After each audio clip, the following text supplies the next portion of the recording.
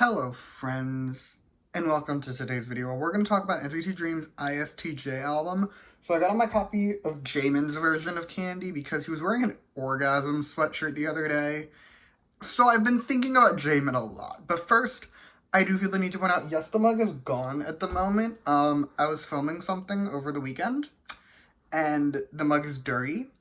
So it needs to be washed. So you just have one of my standard glass frappuccino things today. I'm sorry, it's not that exciting. None of you care. You don't come here for the mug. You come to hear my opinions. So just to go over this video is going to work. I'm going to run through the track list, give you my thoughts on each song, and then give the album a score out of 10 at the end. However, I do have some disclaimers before we continue. Disclaimer number 1.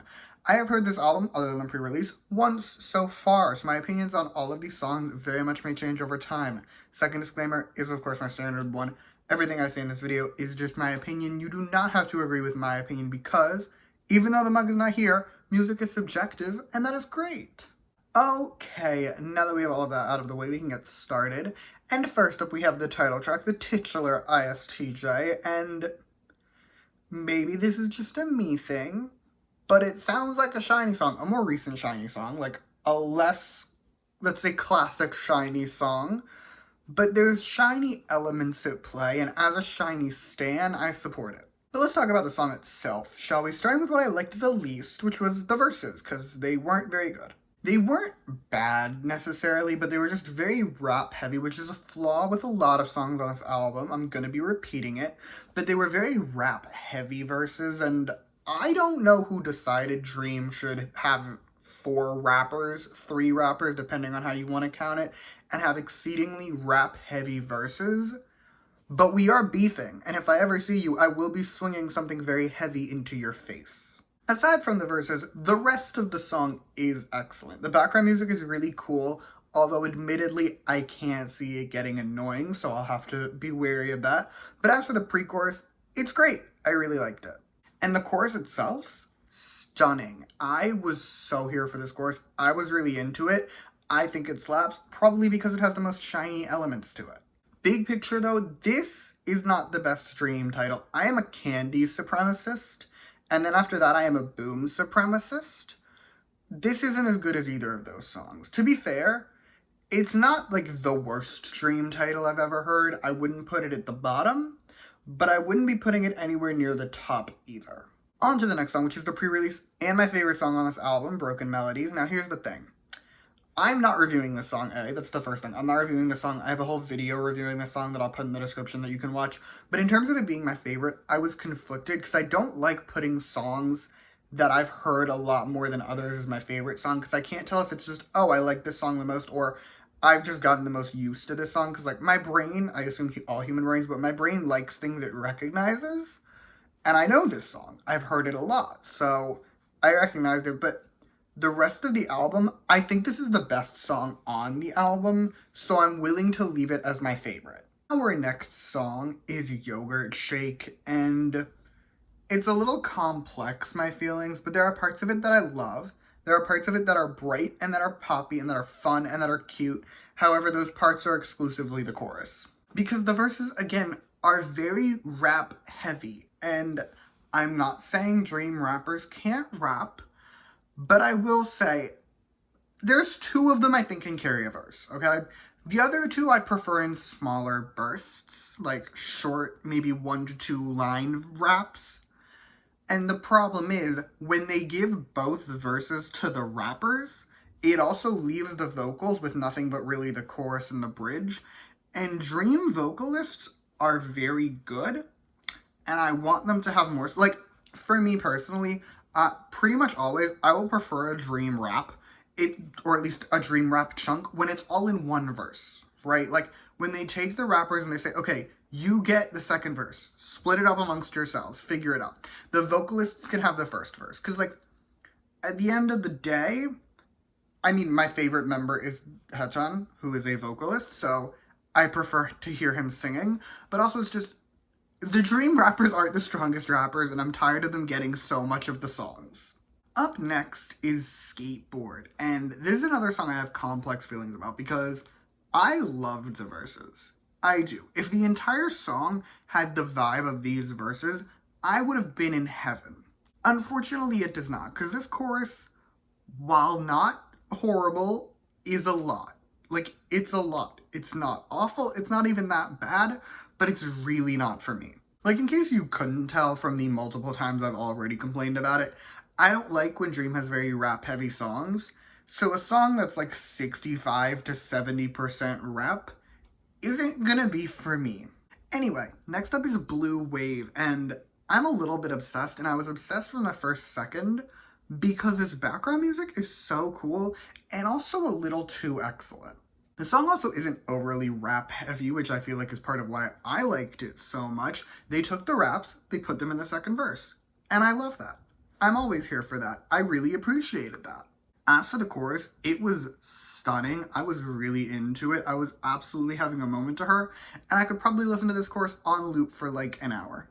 On to the next song, which is Poison. And this song, it's giving sexy vibes. Like, not Astro's roleplay levels of sexy vibes, but it is giving some minorly sexy vibes in the way that I know the choreo for the song is gonna be an experience, and it's an experience I can't wait to have. But let's get into this song. The verses were solid.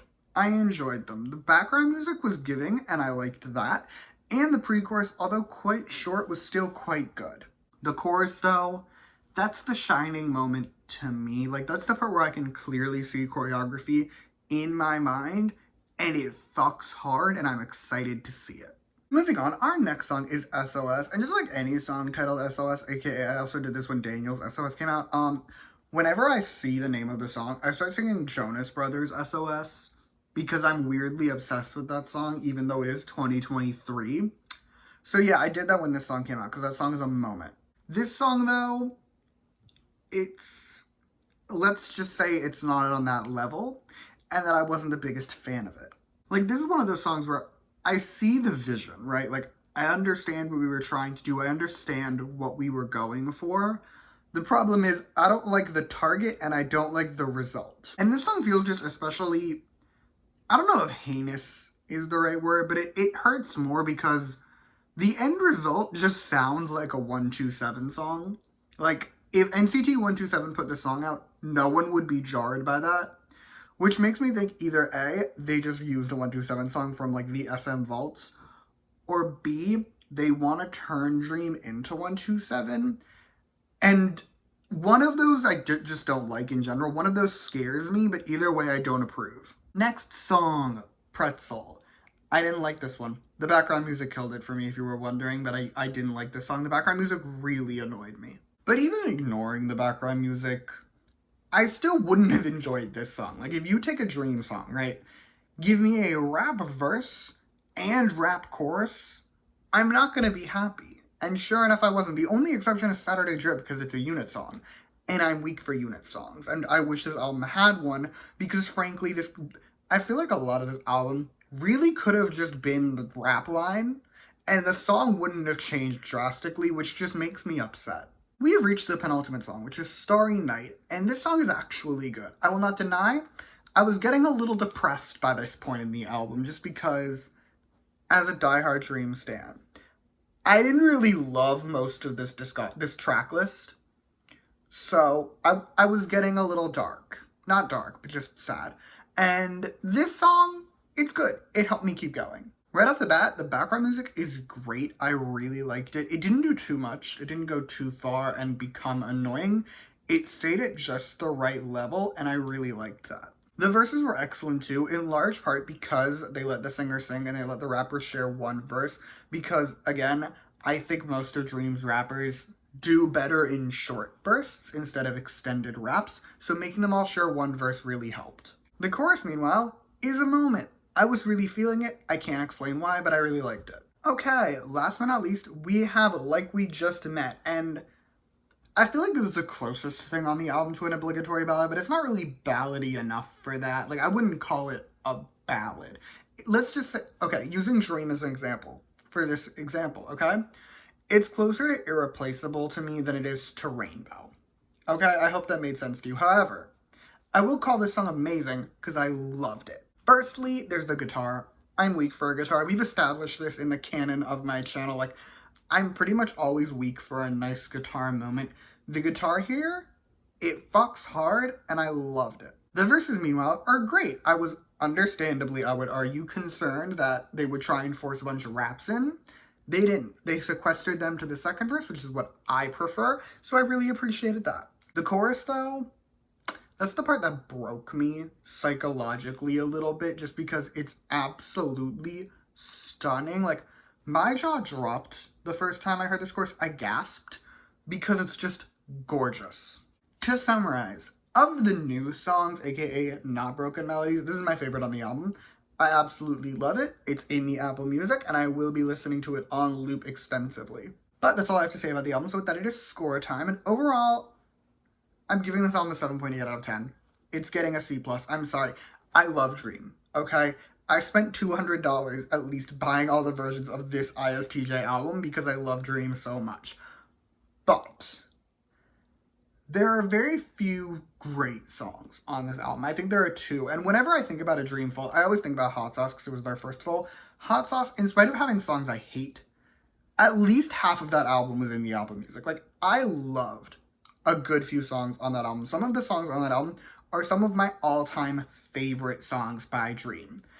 And I feel like they've never really been able to recapture that magic with any of their fulls, just because they've gotten a lot more rap heavy, which is the issue I've taken with a lot of songs on this album. They're very rap heavy, and I think Dream does better vocally. I think Dream shouldn't be doing that. I personally prefer Dream to do the cute, soft songs, right?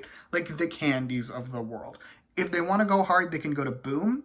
Anything beyond Boom is unacceptable to me. However, we're getting off track. My point is, this album contained a lot of songs I didn't like, but very few songs I really liked. So yeah, 7.8 out of 10. And yeah, that is all I have for you today. Thank you so much for watching. Feel free to comment your thoughts on this album down below. Let me know what your favorite song is. You can also like and subscribe if you want to, or don't. I will be okay either way. And if you want to hear more from me, you can follow me on Twitter @_albumreviews. I'll link that in the description, along with every NCT review that I've done. They'll all be down there. You can check all those out. Also, 2.5 hours long, my history of NCT. I put it out about a year ago now, so it's a little out of date.